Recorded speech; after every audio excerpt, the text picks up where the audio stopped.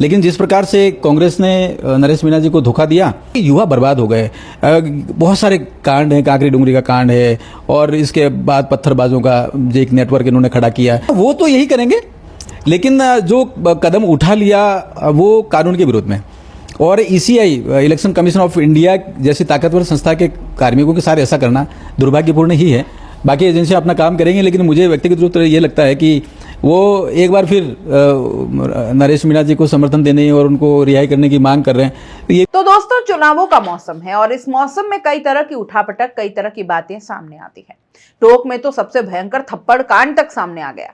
अब इसको लेकर सियासत का बाजार गर्म है। बड़ी पार्टियों ने इससे किनारा कर लिया तो कई ने समर्थन भी दिया, जिनमें रालोपा हो गई, बीएपी हो गई, भाटी हो गए। तो कुल मिलाकर मामला काफी बड़ा हो गया और अब हर तरफ इस पर राजनीति हो रही है।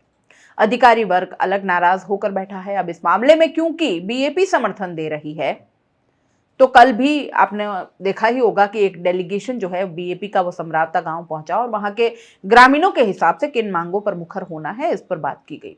तो उदयपुर सांसद रावत का प्रतिक्रिया तो देर सवेर आनी ही थी, क्योंकि राजकुमार रोत या उनकी पार्टी कहीं भी कुछ भी करेगी तो सांसद रावत की ओर से कुछ ना कुछ जरूर प्रतिक्रिया आएगी, क्योंकि वो एक अधिकारी भी रह चुके हैं और अब सांसद भी हैं। अब एक इंटरव्यू में रावत ने नरेश मीणा के थप्पड़ कांड का जिम्मेदार सीधे सीधे राजकुमार रोत को ठहरा दिया है। उन्होंने कहा कि थप्पड़ का मामले में मुझे लगता है जो प्रकरण है वो दुर्भाग्यपूर्ण है। मेरे मन में कई बार ऐसा भाव आता है कि नरेश मीणा जो है एक उभरता हुआ नेता है और राजस्थान के नेतृत्व में एक नया चेहरा आगे आने वाले समय में आएगा। लेकिन जिस प्रकार से कांग्रेस ने नरेश मीणा को धोखा दिया, तो एक तो वो उनके मन में रहा होगा, लेकिन बीजेपी ने जिस प्रकार से समर्थन दिया, ये भी एक राजनीतिक घटना है। मुझे लगता है कि ये जो उत्पात बढ़ा उनके दिमाग में जो आया, वो राजकुमार रोत का एक जो वैचारिक उत्पात है उसकी वजह से आया होगा, ऐसा मुझे लगता है। कई बार आज जो ड्यूटी पे है सरकार के लोग हैं, इलेक्शन कमीशन ऑफ इंडिया के साथ काम कर रहे हैं, तो ये पूरी जो प्रक्रिया है वो संवैधानिक है और संवैधानिक संस्थाओं के विरोध में जाकर इस प्रकार का काम करना दुर्भाग्यपूर्ण ही है। उन्होंने कहा कि वो तो यही करेंगे, लेकिन जो कदम उठा लिया वो कानून के विरोध में, और इलेक्शन कमीशन ऑफ इंडिया जैसी ताकतवर संस्था के कार्मिकों के साथ ऐसा करना दुर्भाग्यपूर्ण है। बाकी एजेंसियां अपना काम करेंगी, लेकिन मुझे व्यक्तिगत रूप से यह लगता है कि वो एक बार फिर नरेश मीणा को समर्थन देने और उनको रिहाई करने की मांग कर रहे हैं। तो ये भी अपने आप में वही है कि आप संवैधानिक संस्थाओं का जो एक गरिमा है, एक व्यवस्था है और एक प्रक्रिया है, उसके खिलाफ जा रहे हैं।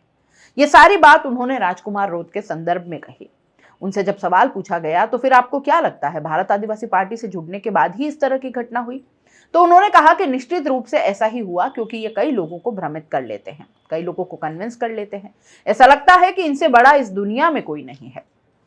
ऐसा कई बार ये वातावरण बनाते हैं और इस वातावरण में कई लोग भ्रमित हुए हैं, कई युवा बर्बाद हो गए। बहुत सारे कांड हैं, कांकरी डुंगरी कांड है और इसके बाद पत्थरबाजों का एक नेटवर्क इन्होंने खड़ा कर दिया, बाइक राइडर्स का एक बहुत बड़ा नेटवर्क इन्होंने खड़ा कर दिया। कई बार उड़ा में भी जो एक घटना हुई उसमें भी इनका नाम आता है, तो उसमें लगता है कि कई लोगों को भ्रमित किया है इन्होंने। कहते हैं कि हमारी सरकार आ रही है, हम बिजली का बिल फ्री कर देंगे, हम मकान फ्री कर देंगे, आपके ये जो बांसवाड़ा में सोने की जो खदान निकली है उसमें सारा सोना आप लोगों को बांट देंगे।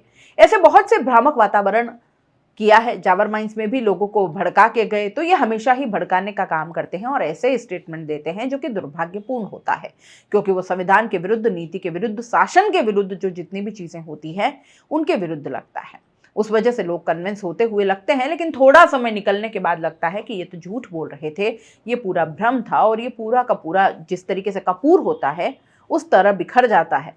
बीजेपी सरकार पर राजकुमार रोत के तानाशाही के आरोप वाले सवाल पर रावत कहते हैं कि वो तो कुछ भी कह सकते हैं। राजकुमार रोत तो अपने आप को ये भी कहते हैं ना, न लोकसभा न कोई विधानसभा, सबसे बड़ी ग्राम सभा, वो कुछ भी बोल सकते हैं। वो बिल्कुल जिम्मेदारी के साथ नहीं बोलते, उनको पता ही नहीं कि वो क्या बोल रहे हैं। ऐसा लगता है कई बार कि उनको पूरे गवर्नेंस, शासन, देश, काल, परिस्थिति, भारत बोध, ये जितने भी विचार हैं, हमारे एक देश की ताकत होती है, उस ताकत के बाहर जाकर बोलते हैं। वो कहाँ से लाते हैं विचार, मुझे नहीं पता। आगे वो कहते हैं कि अब 7 सीटों पर परिणाम का इंतजार है, किस तरह की अपेक्षा है। इस बार अपेक्षा नहीं है, पूरा भरोसा है। आप देखिए 7 में से 7 सीट हम जीत रहे हैं। चर्चा में 2 ही सीट है, रामगढ़ और 84 की बात करते हैं। 84 बहुत आराम से, बहुत कंफर्टेबल ढंग से जीत रहे हैं। आपने देखा होगा वहां वोटिंग परसेंटेज गिरा है, युवा पूरी तरीके से जागृत हो गया है। एक भ्रामक वातावरण था राजकुमार रोत और उनके चेलों का, किस प्रकार से उन्होंने राष्ट्रपति द्रौपदी मुर्मू को वोट नहीं दिया, कैसे कांकरी डूंगरी कांड किया, कैसे पत्थरबाजों को समर्थन दिया, कैसे ओवैसी के साथ जो विचार विमर्श करके बोलते हैं, ये सारा वातावरण है। और वो जो पूरी बात है, वो पूरी उनकी जो रचना है वो विकास विरोधी है और कानून व्यवस्था विरोधी है। लोग जब अवेयर हो गए, उनको स्पष्ट हो गई, तो उन्होंने राजकुमार रोत का साथ छोड़ दिया। हम सत्य बात रखते हैं, उनको लगता है कि सत्य क्यों कह दिया, ये तो गलत है।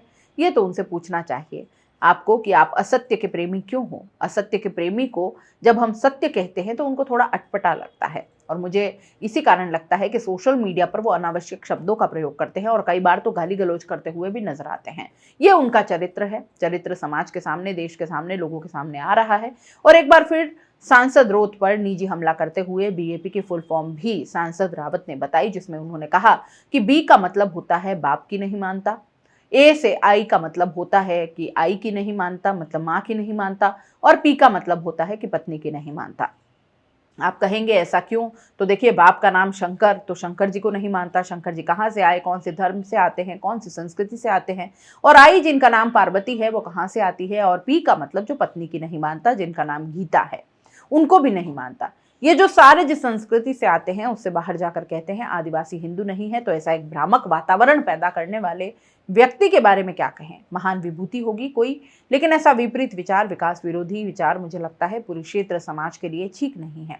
तो दोस्तों, इस तरीके से सांसद रावत ने पूरे प्रकरण के लिए राजकुमार रोत और बीएपी पार्टी को जिम्मेदार ठहराया है। राजकुमार रोत बांसवाड़ा से सांसद है और साथ ही पूरी पार्टी को भी उन्होंने कटघरे में खड़ा कर दिया है। दोस्तों, आपको क्या लगता है? सांसद रावत ने इतने सारी बातें कही, इतने सारे आरोप भी लगाए, राजकुमार रोत पर सीधा हमला भी किया, निजी हमले भी किए। इस पूरे मामले पर आपका क्या कहना है? कमेंट बॉक्स में लिख भेजिए और जाते जाते चैनल को लाइक, शेयर और सब्सक्राइब जरूर करते जाइए। नमस्कार।